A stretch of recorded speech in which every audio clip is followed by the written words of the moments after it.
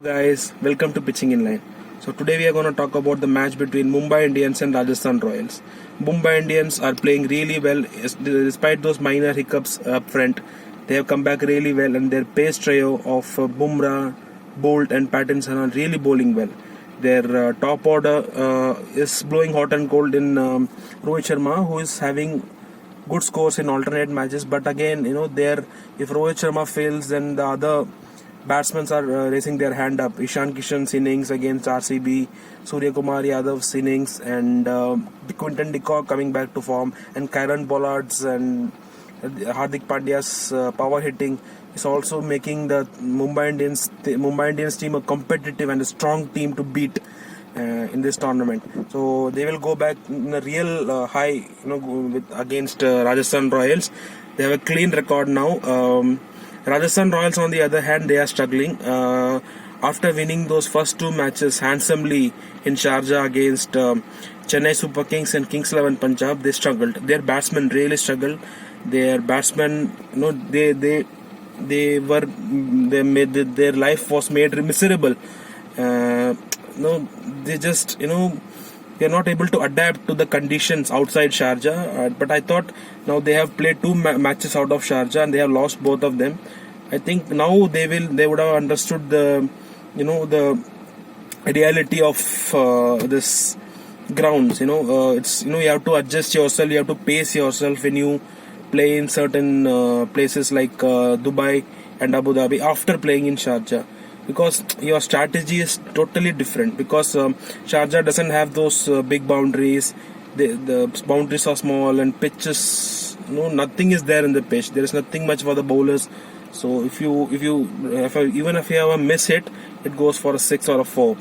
So that's why it's called the bowlers graveyard, the Sharjah. So I think after these two matches, Rajasthan Royals would have understood that where they are going wrong, and I hope to see their top order coming back to life again. And Steven Smith, after those two forgettable outings, will like to make an impact in this match along with Sanju Samson, who also had a terrible couple of matches after coming out of Sharjah.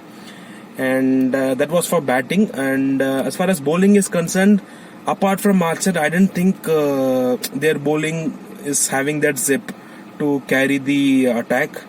And their Indian bowlers in Jaydev Unadkat are not doing well. That is being a big headache for RR management. And Ankit Rajput played one match. I thought he didn't bowl badly, but he was not effective as well. I think they might try to look back to Varun Aaron for maybe Jaydev Unadkat and try to play both Varun Aaron and Ankit Rajput. We'll see how the things pan out there. Again, I wanted to talk about one more thing. Robin Uthappa, he was given 4 chances in a row. I thought it's not the same old Uthappa now. I know he was a great batsman.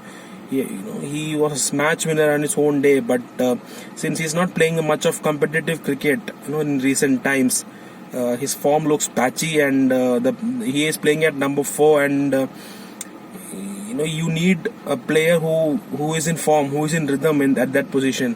And if you're failing there, it lets your team down. I thought it's high time to bring back Yashasvi Jaiswal. I thought it was not a good gesture to drop him just after the first match, just to accommodate Josh Butler. I feel that Yashasvi Jaiswal should open with Josh Butler up front, and I would like to see Steven Smith in the middle order, so that if an early wicket falls, then somebody like Steven Smith can come and anchor the innings and play the anchor role. But if he comes in the top order, if he is dismissed early, then it becomes a huge problem for the inexperienced middle order of Rajasthan Royals. I thought Mahipal Lomror really played well, so he deserves another go. And I just want to see Yashasvi Jaiswal in. And as far as Mumbai Indians is concerned, they don't have any complaints to tell. And I'm hearing that Nathan Coulter-Nile is getting fit day by day, but it will be really interesting to see that if they are able to accommodate Nathan Coulter-Nile into the 11, especially after the performance of James Pattinson. I think it will be very harsh on James Pattinson if he is dropped, and I think that's a very good headache to have. And Quinton de Kock coming back to form is also another good positive for Mumbai Indians. Rohit Sharma will be eager to get a good score, especially after getting dismissed early in the innings, the last match against Sunrisers Hyderabad. So, and they are a complete side. Mumbai Indians are a complete side. For me, Mumbai Indians are starting clear favourites in this match, but it's T20, right? It's T20, so you can't guess anything. No, anything can happen on any given day. So I'm really hoping to see some competitive cricket, but definitely the edge is on Mumbai Indians just because of their batting and also high quality seam bowling. Their pace trio, as I told earlier, James Pattinson, Bolt, Bumrah, are wrecking havocs in the opposition camps. So I just feel that how it will be for Steven Smith and Josh Butler to face the experienced Mumbai Indians seamers. I'm really looking forward to that match today evening. So that's it from me, guys. So we'll see you in the next video. Bye bye and take care.